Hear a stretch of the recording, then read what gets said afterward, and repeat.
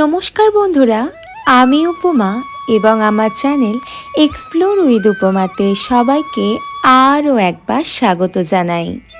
বন্ধুরা, শাস্ত্র বলছে যে প্রত্যেক সংক্রান্তি ভগবান বিষ্ণু এবং মা লক্ষ্মীকে অর্পণ করা হয় এবং যেহেতু এই সংক্রান্তি এবার বৃহস্পতিবার পড়েছে, তাই আজকের রাতে ঘুমানোর আগে যারা এই সামান্য জিনিসটিকে বালিশের নিচে রেখে ঘুমাবেন, তাদের নতুন মাসে মা লক্ষ্মীর কৃপায় বাড়িতে অর্থ সুখ শান্তিতে ভরে উঠবে।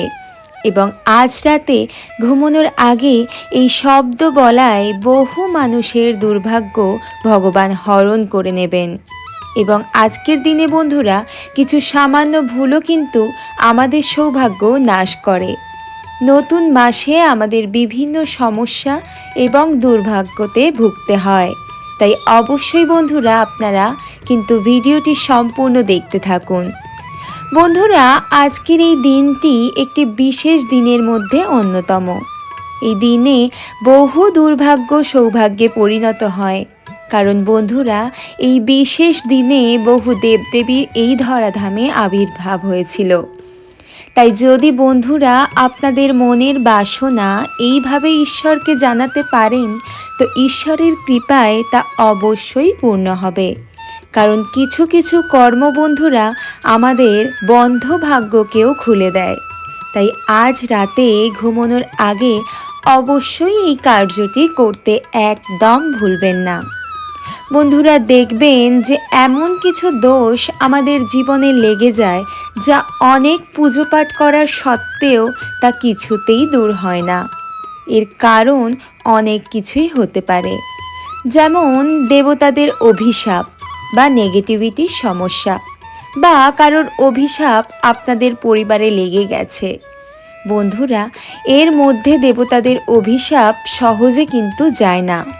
যেমন ধরুন, প্রাচীনকালে কোনো মন্দিরে আপনাদের কোনো পূর্বজ কোনো মানসিক করেছিলেন, বা আমাদের কোনো পূর্বজের কারণে সেই মন্দিরের কোনো ক্ষতি হয়ে যায়, আর এই কর্মের ফল বন্ধুরা আমাদের পুরো পরিবারকে কিন্তু ভোগ করতে হতে পারে। যেমন দেখবেন কোনো পরিবারে কোনো উন্নতি হয় না, পরিবারে ছাড়াছাড়ি, সারা দিন বাড়িতে ঝামেলা, সন্তান হয় না, বিয়ে হয় না, মনে হয় বাড়িতে যেন কোনো প্রাণীই নেই। এর মানে বন্ধুরা দেবতাদের কৃপা আপনাদের পরিবারের ওপর নেই। পরিবারের অকাল মৃত্যু, যাতেই হাত দেন তাতেই ক্ষতি। তাই বন্ধুরা, যদি আপনারা এমন কিছু ভোগ করে থাকেন, তো তাহলে অবশ্যই আপনাদের এই উপাচার করা অত্যন্তই প্রয়োজন। কারণ বন্ধুরা, মানুষ শুধু এই ভৌতিক জিনিসকেই দেখতে পায়, এর পেছনে কি কারণ রয়েছে মানুষ অনুমানও করতে পারে না। তাই প্রাচীনকালে গুরুই আমাদের মায়ের দর্শন করতেন, কিন্তু বর্তমানে বেশিরভাগ মানুষের যেহেতু কোনো গুরু নেই, ফলে মানুষ ধীরে ধীরে সমস্যাতে জড়িয়ে পড়ে, তার জীবন নরকে পরিণত হয়ে ওঠে। তাই বন্ধুরা, আজকের ভিডিওতে আমরা জানব যে কিভাবে আপনি ঈশ্বরের কৃপা পেয়ে এই সমস্যা থেকে বেরিয়ে আসবেন। বন্ধুরা, যেহেতু আমাদের জীবনে কোনো কর্মদোষ লেগেছে, তাই ভক্তির সাথে আমাদের কিছু কর্ম অবশ্যই করা দরকার। যেমন দান ধর্ম, আমাদের শাস্ত্রে দানকে খুবই গুরুত্বপূর্ণ বলা হয়েছে, কারণ এই কাজ করার মাধ্যমে আপনি তাদের আশীর্বাদ প্রাপ্ত করেন। ফলে জীবনে কোনো দোষ, অভিশাপ, বাধা বিপত্তি কেটে নাশ হয়ে যায়। যেমন পশু পাখিকে অন্ন দান, কোনো গরিবকে বিভিন্নভাবে সাহায্য করা, তা টাকা পয়সা দিয়েই হোক বা বিদ্যার দিক থেকেই হোক। এতে কি হবে বন্ধুরা, আপনারা তাদের আশীর্বাদ পেতে আপনার বিকর্মের নাশ হবে। ফলে আপনারা ঈশ্বরের কৃপা প্রাপ্ত করতে পারবেন। এক হলো সেবা। বন্ধুরা, যত মহান মহান ভক্তদের জীবনী পড়বেন, তারা ঈশ্বরের নয়তো মানুষের অবশ্যই সেবা করতেন। যদি আপনি কর্মযোগ পালন করতে চান, তো বাবা মা, পশু পাখি বা বিভিন্ন মানুষের অবশ্যই সেবা করুন। আর যদি আপনি ভক্তিযোগ পালন করতে চান তো মন প্রাণ দিয়ে শুধু ঈশ্বরের ভক্তি করুন। এতে ঈশ্বরকে স্মরণ করুন, যাতে ঈশ্বর আপনার প্রার্থনা শুনতে বাধ্য হয়ে যান। তো চলুন বন্ধুরা, এবার আমরা জেনে নিই যে আজ রাতে আপনারা কোন প্রক্রিয়াটি করবেন। বন্ধুরা, আজ শ্রীকৃষ্ণের আশীর্বাদ প্রাপ্ত করার জন্য সন্ধেবেলা আপনারা পরিষ্কার জামা কাপড় পরে তুলসী মঞ্চে ভগবান শ্রীকৃষ্ণের নামে একটি প্রদীপ অর্পণ করুন। তারপর আপনার বাড়িতে যেমন সন্ধে দেন তেমনই সন্ধে দেবেন। এরপর রাতের বেলায় আপনারা যা ভোজন করেন তা ভোজন করার পর আপনারা 3 বার হে কৃষ্ণ করুণা সিন্ধু দীন ও বন্ধু জগৎপথে গোপেশ গোপিকা কানন্ত রাধাকান্ত নমস্তুতে। বন্ধুরা, এই মন্ত্র জপ করার পর আপনারা ধ্যানে বসে ভগবান শ্রীকৃষ্ণের বিশ্বরূপের আপনারা চিন্তন করবেন। বন্ধুরা, সেটি অবশ্যই আপনাদের সময় অনুসারে 5 মিনিট, 10 মিনিট বা 15 মিনিট, যেমন খুশিটা অবশ্যই করবেন। এছাড়া বন্ধুরা, আপনারা চাইলে প্রত্যেক দিন রাতে শোয়ার আগে এই প্রক্রিয়াটি করতে পারেন। ফলে কিছুদিনের মধ্যেই আপনার জীবনে এক অশেষ পরিবর্তন দেখতে পাবেন। হ্যাঁ বন্ধুরা, এতটাই শক্তিশালী এই প্রক্রিয়াটি, তাই অবশ্যই কিন্তু বন্ধুরা এই প্রক্রিয়াটি করতে ভুলবেন না। বন্ধুরা, যদি পরিবারের সুখ শান্তি ফিরে পেতে চান, মায়ের কৃপা যাতে আপনাদের পরিবারের ওপর সদাই বজায় থাকে, তো অবশ্যই বন্ধুরা আপনারা এই প্রক্রিয়াটি একটিবার করে দেখুন। বন্ধুরা, অনেকেই আমাদের মধ্যে ভাবেন যে মা লক্ষ্মীর কৃপায় শুধুই আমরা ধনই প্রাপ্তি করতে পারি, কিন্তু বন্ধুরা এমনটা কিন্তু সত্য নয়। কারণ যার ওপর মা লক্ষ্মীর কৃপা থাকে না, তার পড়াশুনো, কাজের জায়গা এবং প্রেম সম্বন্ধে ও বিভিন্ন সমস্যা দেখা দেয়, এমনকি পরিবারে ছাড়াছাড়ি পর্যন্ত হয়ে যায়। কারণ যাতে লক্ষ্মীশ্রী থাকে না, সেই জিনিস কিন্তু কখনোই উন্নতি সম্ভব নয়। তাই আমাদের জীবনের প্রত্যেকের মা লক্ষ্মীর কৃপা প্রাপ্ত করা অনিবার্য। তাই বন্ধুরা, আজকে যেই প্রক্রিয়াটি আপনাদের জানাবো তা যদি ভক্তি ও নিষ্ঠার সাথে আপনারা পালন করতে পারেন, তো আমি আপনাদের বলছি যে আপনারা মা লক্ষ্মীর কৃপা প্রাপ্ত করবেন, এটা নিশ্চিত। তো চলুন বন্ধুরা, এবার আমরা জেনে নিই সেই প্রক্রিয়াটি কী। তার আগে বন্ধুরা, আপনারা যদি আমার চ্যানেলে নতুন হয়ে থাকেন তো চ্যানেলটি অবশ্যই সাবস্ক্রাইব করতে একদম ভুলবেন না। আর অবশ্যই কমেন্টে লিখুন হর হর মহাদেব ও জয় শ্রীকৃষ্ণ। বন্ধুরা, আমরা সকলেই জানি যে ভগবান বিষ্ণু হলেন এই সৃষ্টির পালনকর্তা, আর মা লক্ষ্মী হলেন তার শক্তি স্বরূপা। তাই এই ব্রহ্মাণ্ডে যত ডাইমেনশন আছে সব কিছু শ্রী হলেন মা লক্ষ্মী। তাই আপনারা কোনো রকম লোভ বা লালসা না করে মায়ের আশীর্বাদ প্রাপ্ত করার জন্য আপনারা এই প্রক্রিয়াটি করবেন।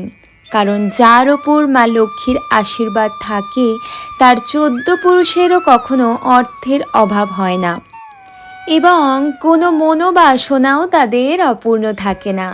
তাই আপনারা মায়ের কৃপা প্রাপ্ত করার জন্য এই মনোভাব নিয়েই এই প্রক্রিয়াটি করবেন। তো আমার সাথে বন্ধুরা আপনারা আর একবার বলুন জয় মা লক্ষ্মী।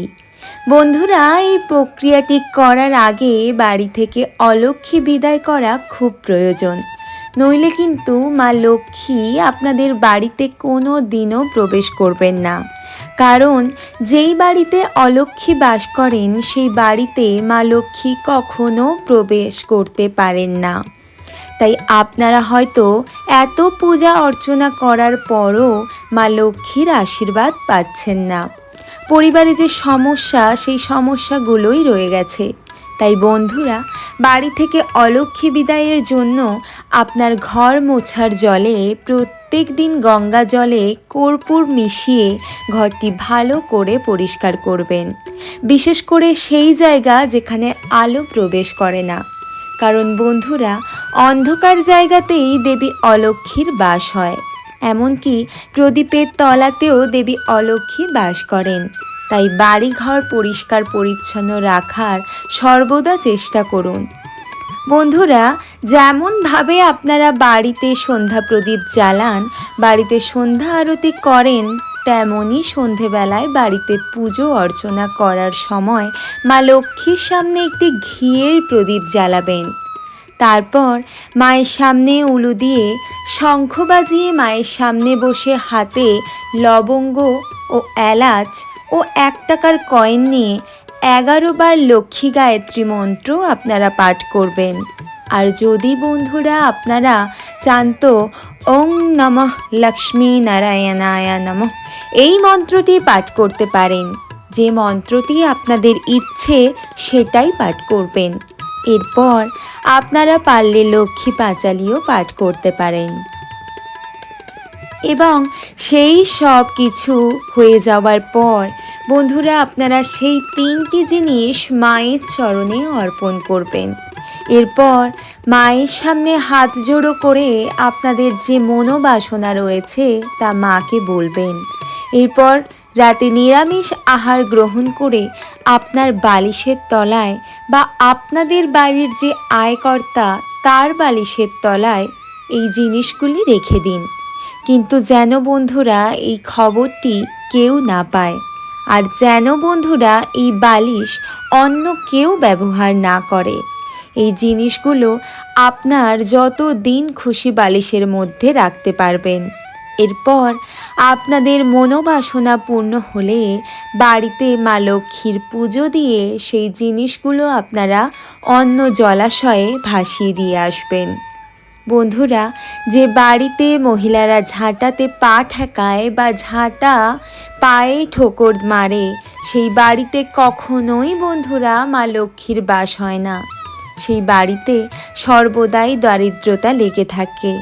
কারণ বন্ধুরা, মানা হয় যে ঝাঁটাতে মা লক্ষ্মীর বাস হয়। পা দিয়ে দরজা খোলা। বন্ধুরা, যে বাড়িতে মহিলারা পা দিয়ে দরজা খোলে বা দরজা বন্ধ করে, সেই বাড়িতেও কিন্তু মা লক্ষ্মী কখনোই বাস করতে পারেন না।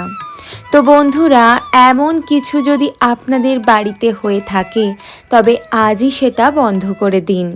সন্ধেবেলায় ঘর ঝাড়ু দেওয়া, বন্ধুরা, যে বাড়িতে মহিলারা সন্ধেবেলা ঘর ঝাড়ু দেয় সেই বাড়িতে অবশ্যই দারিদ্রতা নেমে আসে বা সুখ শান্তি সে বাড়িতেই কোনোভাবে থাকতে চায় না। বন্ধুরা, যেই প্রক্রিয়াগুলি আপনাদের সাথে আজ আমি বললাম, ওই প্রক্রিয়াগুলি অন্তত আপনারা একবার করে দেখুন। মা লক্ষ্মীর কৃপায় আপনাদের জীবন সুখ শান্তি ও সমৃদ্ধিতে ভরে উঠবে। জয় মা লক্ষ্মী। বন্ধুরা, আজকের পর্ব এ পর্যন্তই। আপনাদের সাথে দেখা হবে কোনো এক বিশেষ পর্বে। বন্ধুরা, ততক্ষণের জন্য আপনারা সবাই সুস্থ থাকুন, ভালো থাকুন।